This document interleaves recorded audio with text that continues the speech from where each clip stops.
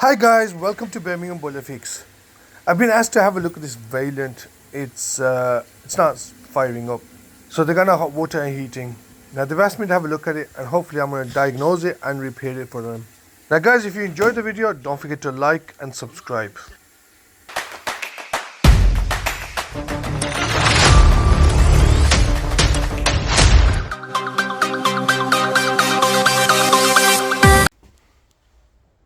Now the first thing I'm going to do is, because it's not even firing up, I'm going to check the gas supply and check the gas valve. So I got my manometer, we're going to pressurize it, and then we're going to see if the gas valve opens. And if it doesn't open, I'm going to get a multimeter, I'm going to check if there's any voltage going to the gas valve.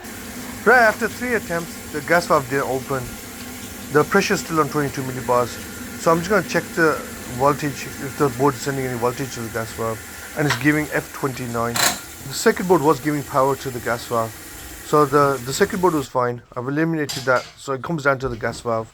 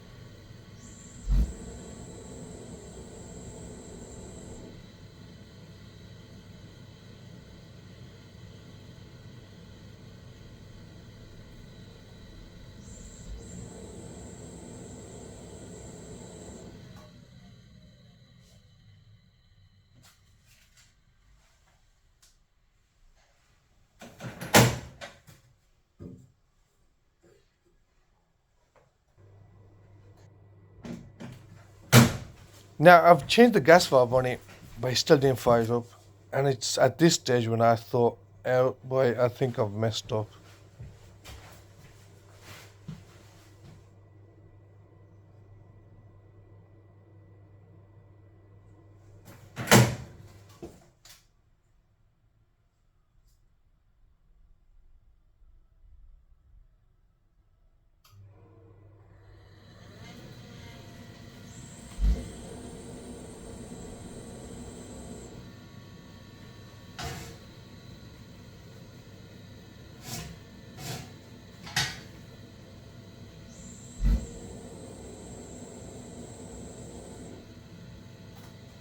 Now, what it is, at this stage, I was thinking, did I do my diagnosis correctly? But anyway, I took the old gas valve, made the electrical connections to it, and then when he was going through the ignition process, I blow through the gas valve. It wasn't opening. So my diagnosis was correct.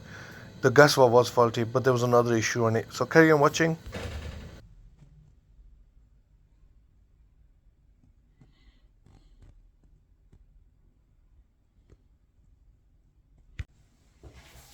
Now, at this stage, I was thinking the electrodes are gone, but actually, it was this ignition lead. Now, over I don't know how many years, right? I've never ever changed these leads, so I wasn't having any suspicions on them. But it was a lead that was faulty. I'm supposed to get 1 kilo ohm going through the lead, but I was getting zero from the old one. The new one's getting back 950 something, but that's good enough anyway.